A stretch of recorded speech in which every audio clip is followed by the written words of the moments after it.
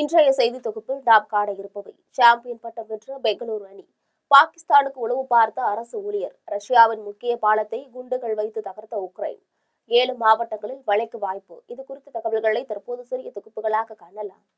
IPL தொடரின் இறுதிப் போட்டியில் 6 ரன்கள் வித்தியாசத்தில் பெங்களூரில் வெற்றி பெற்று சாம்பியன் பட்டத்தை வென்றது.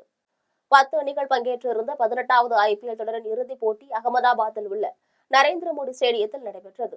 இதில் Royal challenge Bengaluru, Punjab Kings அணிகள் விளையாடின.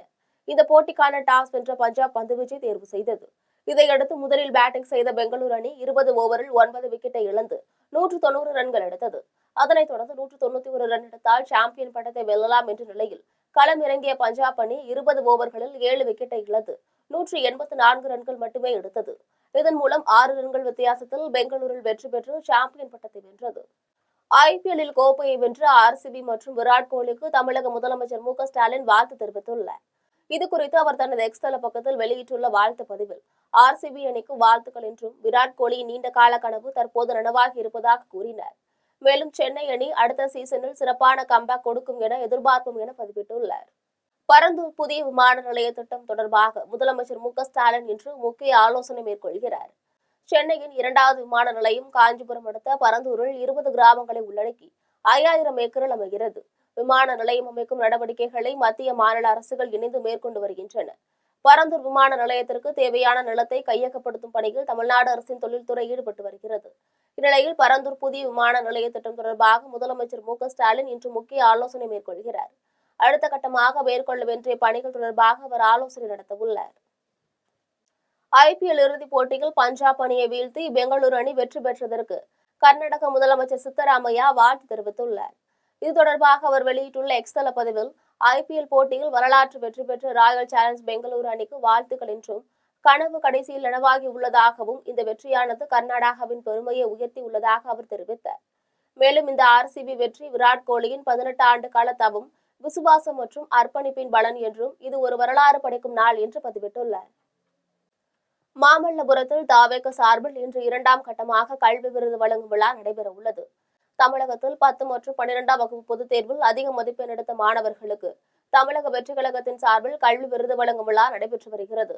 அந்த வகையில் இந்த ஆண்டும் கடந்த 30ஆம் தேதி முதற்கட்டமாக 18 மாவட்டங்களைச் சேர்ந்த 88 தொகுதி மாணவர்களுக்கு பரிசுகளை தாவேக தலைவர் விஜய் வழங்கினார். இந்த நிலையில் தாவேக சார்பில் இன்று 2ஆம் கட்டமாக கல்வி விருது வழங்கும் விழா மாமல்லபுரத்தில் அமைந்துள்ள தனியார் ஹோட்டலில் நடைபெற உள்ளது. இதில் 84 தொகுதிகளைச் சேர்ந்த மாணவ, மாணவிகளுக்கு சான்றிதழும் ஊக்கத்தொகையையும் தாவேக தலைவர் விஜய் வழங்க உள்ளார். பக்ரீத் பண்டிகை மற்றும் வார இறுதி நாட்களை ஒட்டி 1584 சிறப்பு பேருந்துகள் இயக்கப்பட உள்ளதாக போக்குவரத்து துறை அறிவித்துள்ளது. சென்னை கிளாம்பாக்கத்திலிருந்து திருவண்ணாமலை, திருச்சி, கும்பகோணம், மதுரை, திருநெல்வேலி, நாகர்கோவில், கன்னியாகுமரி, தூத்துக்குடி உள்ளிட்ட பல்வேறு இடங்களுக்கு வெள்ளிக்கிழமை 520 பேருந்துகளும், சனிக்கிழமை 550 பேருந்துகளும், சென்னை, கோயம்பேட்டிலிருந்து திருவண்ணாமலை, நாகை, வேளாங்கண்ணி, ஓசூர், பெங்களூர் ஆகிய இடங்களுக்கு வெள்ளிக்கிழமை 100 பேருந்துகளும், சனிக்கிழமை 90 பேருந்துகளும் இயக்க திட்டமிடப்பட்டுள்ளது. அதேபோல மாதவரத்திலிருந்து 6ஆம் தேதி மற்றும் 7ஆம் தேதிகளில் 24 பேருந்துகளும் மற்றும் பெங்களூரு, திருப்பூர், ஈரோடு மற்றும் கோயம்புத்தூர் ஆகிய இடங்களிலிருந்தும் பல்வேறு இடங்களுக்கும் 300 சிறப்பு பேருந்துகளும் இயக்க திட்டமிடப்பட்டுள்ளது. இந்நிலையில் இந்த வார இறுதியில் வெள்ளிக்கிழமையன்று 14,413 பயணிகளும், சனிக்கிழமையன்று 5,990 பயணிகளும் மற்றும் ஞாயிற்றுக்கிழமையன்று 15,680 பயணிகளும் பயணம் மேற்கொள்ள முன்பதிவு செய்துள்ளனர் என தெரிவிக்கப்பட்டுள்ளது. ரஷ்யாவின் 12 கிலோமீட்டர் பாலத்தை குண்டுகள் வைத்து உக்ரைன் தகர்த்துள்ளது. போர் நிறுத்த பேச்சுக்கள் தோல்வியடைந்த நிலையில் ரஷ்யாவின் மீது உக்ரைனின் தாக்குதல் தீவிரமடைந்துள்ளது. முன்னதாக 117 ட்ரோன்களை ரஷ்யாவின் பல பகுதிகளுக்கு அனுப்பி 5 விமானப்படை தளங்களை குறிவைத்து உக்ரைன் தாக்குதல் நடத்தியது. இதில் ரஷ்ய விமானப்படையின் 30 போர் விமானங்கள் தகர்த்தப்பட்டதாக கூறப்படுகிறது. இது இந்த போரின் மிகப்பெரிய சேதமாக கருதப்படுகிறது. இதற்கிடையே உக்ரைனிடமிருந்து 2014 ரஷ்யா கைப்பற்றிய கிரீமியாவையும் ரஷ்யாவையும் இணைக்கும் வகையில் 12 கிலோமீட்டர் தூர பிரம்மாண்ட பாலம் உள்ளது. கிரீமியன் பாலம் என்றும் கெர்ச் பாலம் என்றும் இது அழைக்கப்படுகிறது. இதில் ஒரு பக்கம் ரயில் போக்குவரத்திற்கும் மறுபக்கத்தில் சாலை போக்குவரத்தும் நடந்து வந்தது. நிலையில் நீருக்கடியில் பாலத்தின் தூண்களின் அடியில் வைக்கப்பட்ட வெடிகுண்டுகளை இயக்கி உக்ரைனின் உளவு அமைப்பான SBU தாக்குதல் நடத்தியது. இதில் பாலத்தின் பெரும்பகுதி தகர்க்கப்பட்டதாக கூறப்படுகிறது. இந்த தாக்குதலில் பாலம் மட்டுமல்லாமல் அதை தாங்கி நிற்கும் தூண்களும் கடுமையாக சேதமடைந்துள்ளன. பாகிஸ்தானுக்கு உளவு பார்த்த அரசு ஊழியர் ஒருவர் கைது செய்யப்பட்டுள்ளார். ராஜஸ்தான் மாநிலம் ஜெய்சல்மர் வேலைவாய்ப்பு அலுவலகத்தில் உதவி நிர்வாக அதிகாரியாக இருந்தவர் ஷாகுர்கான் இவரது சந்தேக நடவடிக்கைகள் காரணமாக சமீப காலமாக இந்திய உளவு அமைப்புகளால் இவர் கண்காணிக்கப்பட்டு வந்தார். அப்போது ஷாகூர் கானுக்கு பாகிஸ்தான் உளவு அதிகாரிகளுடன் தொடர்பு இருப்பது கண்டுபிடிக்கப்பட்டது. கடந்த சில நாட்களாக மத்திய உளவு அமைப்பினர் ஷாகூர் கானை ரகசிய இடத்தில் வைத்து விசாரித்து வந்தனர். அப்போது அவரிடம் பாகிஸ்தானுக்கு செல்லும் விஷா இருந்ததும் பலமுறை அவர் பாகிஸ்தான் சென்று வந்ததும் உறுதி செய்யப்பட்டது. அதற்கு பாகிஸ்தான் உளவு அதிகாரி டேனிஸ் உதவி செய்துள்ளார். பாகிஸ்தான் சென்று திரும்பியதும் உளவு அதிகாரிகளுக்கு பல்வேறு முக்கிய தகவல்களை அவர் வழங்கியுள்ளதும் தெரியவந்தது. இதையடுத்து ஷாகூர் கான் கைது செய்யப்பட்டார். மணிமுத்தாறு அருவியில் குளிக்க 10வது நாளாக தடை விதிக்கப்பட்டுள்ளது. தென்மேற்கு பருவமழை கடந்த வாரம் தொடங்கியதை அடுத்து நீர்பிடிப்பு பகுதிகளில் தொடர்ந்து மழை பெய்து வருகிறது. இதனால் அணைகளுக்கு நீர்வரத்து அதிகரித்து வருகிறது.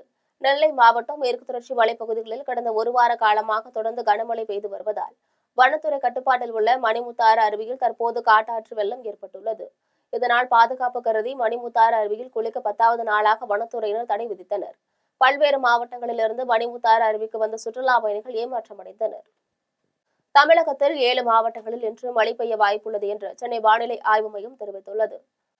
மேற்கு திசை காற்றின் வேக மாறுபாடு காரணமாக இன்று தமிழகத்தில் ஓரிரு இடங்களிலும் புதுவை மற்றும் காரைக்கால் பகுதிகளிலும் இடி மின்னலுடன் கூடிய லேசானது முதல் மிதமான மழை பெய்யக்கூடும் என வானிலை ஆய்வு மையம் தெரிவித்திருந்தது. இந்த நிலையில் தமிழகத்தில் 7 மாவட்டங்களில் இன்று மழை பெய்ய வாய்ப்புள்ளது என்று சென்னை வானிலை ஆய்வு மையம் தெரிவித்துள்ளது. அதன்படி கன்னியாகுமரி, திருநெல்வேலி, தென்காசி, தேனி, திண்டுக்கல், கோவை மற்றும் நீலகிரி ஆகிய மாவட்டங்களில் லேசான இடி மின்னலுடன் கூடிய லேசானது முதல் மிதமான மழை பெய்ய வாய்ப்புள்ளது என்று தெரிவிக்கப்பட்டுள்ளது. புல்லரம்பாக்கம் அருகே வீட்டின் பூட்டை உடைத்து ரூபாய் 12,000 கொள்ளையடித்து சென்ற மர்ம நபர்களை காவல்துறையினர் தேடி வருகின்றனர்.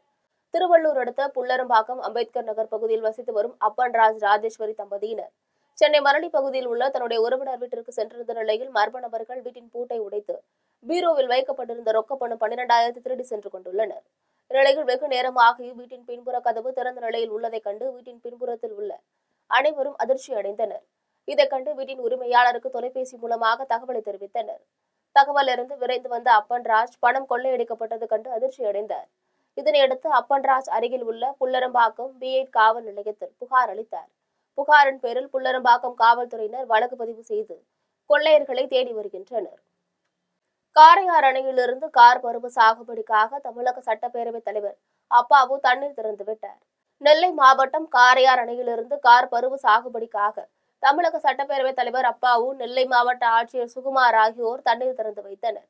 800 கன அடி வீதம் 122 நாட்களுக்கு தண்ணீர் திறக்கப்பட்டது. இதன் மூலம் கண்ணடியன் கால்வாய், கோடகன் கால்வாய், பாளையங்கால்வாய் உள்ளிட்ட 11 கால்வாய்கள் வழியாக தண்ணீர் பாய்ந்து சென்று 46,786 ஏக்கர் நிலங்கள் பாசன வசதி பெறுகின்றன. அணை திறப்பு நிகழ்ச்சியில் முன்னாள் சபாநாயகர் ஆவுடையப்பன், பொதுப்பணித்துறை பொறியாளர்கள் சிவக்குமார், கோவிந்தராசு, முருகன், நந்தினி, ராம் சூர்யா மற்றும் மின்வாரிய பொறியாளர்கள் வெங்கடாச்சலம், ராஜா, சுரேஷ், முத்துக்குமார் உட்பட ஏராளமான விவசாயிகள் கலந்து கொண்டனர். குடியாத்தம் அருகே வீட்டின் பூட்டை உடைத்து 20 சவரன் தங்க நகைகள் மற்றும் வெள்ளி பொருட்களை கொள்ளையடித்து சென்ற மர்ம நபர்களை போலீசார் தேடி வருகின்றனர்.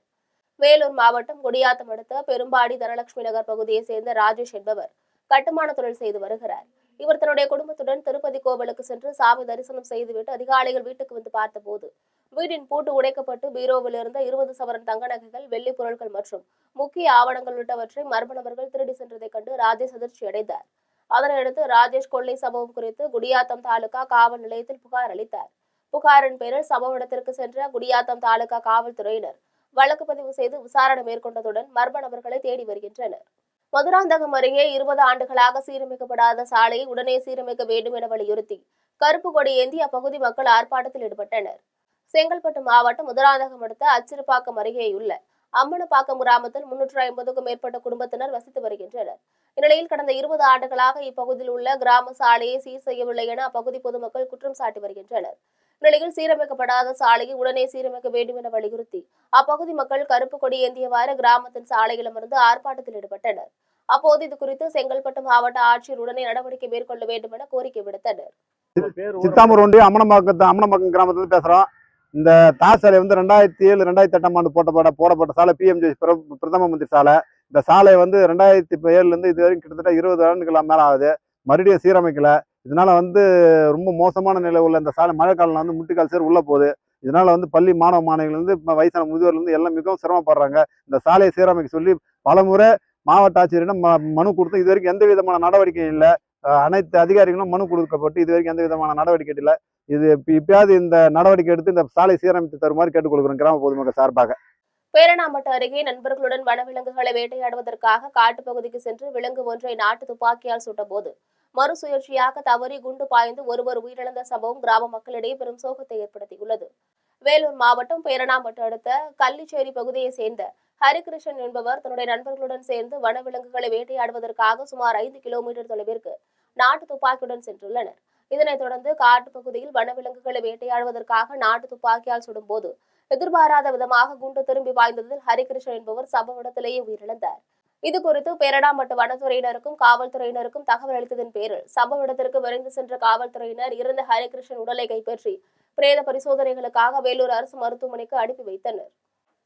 தெற்கு சூரங்குடி பகுதியில் தாழ்த்தப்பட்ட மக்களின் சுடுகாட்டு பகுதியை ஆக்கிரமிப்பு செய்வதோ கொலை மிரட்டல் விடுத்து வரும் நபர்கள் மீது நடவடிக்கை எடுக்க வேண்டும் என வலியுறுத்தி நாகர்கோவிலில் மாவட்ட ஆட்சியரை சந்தித்து தாழ்த்தப்பட்ட மக்கள் மனு அளித்தனர். கன்னியாகுமரி மாவட்டம் தருமபுரம் தெற்கு சூரங்குடி பகுதியில் தாழ்த்தப்பட்ட வகுப்பை சேர்ந்த ஏராளமான குடும்பத்தினர் வசித்து வருகின்றனர். நிலையில் இப்பகுதியில் உள்ள சுடுகாட்டு பகுதியை சிலர் ஆக்கிரமித்தும் பெயர் பலகையை அகற்றியும் ஜாதி ரீதியான மன உளைச்சலை ஏற்படுத்தி வருவதுடன் கொலை மிரட்டல் விடுத்து வருவதாகவும் தாழ்த்தப்பட்ட மக்கள் குற்றம் சாட்டுகின்றனர். மேலும் இறந்தவர்களின் உடலை அடக்கம் செய்ய முடியவில்லை என்று தெரிவிக்கின்றனர். இந்நிலையில் நாகர்கோவிலில் மாவட்ட ஆட்சியரை சந்தித்து தாழ்த்தப்பட்ட வகுப்பை சேர்ந்த மக்கள் கோரிக்கை மனு அளித்தனர்.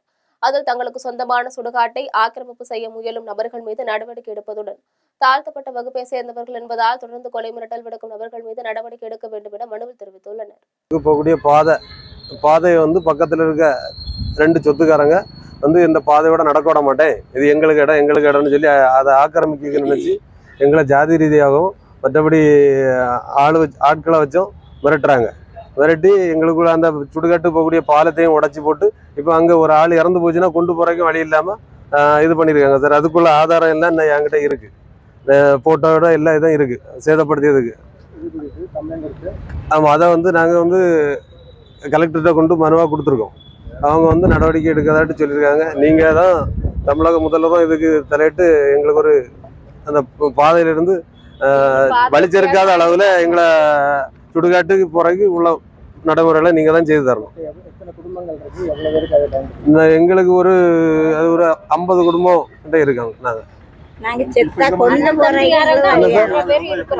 கொண்டு போக முடியாது, அவங்க பாலத்தை உடைச்சு போட்டுறாங்க சார்.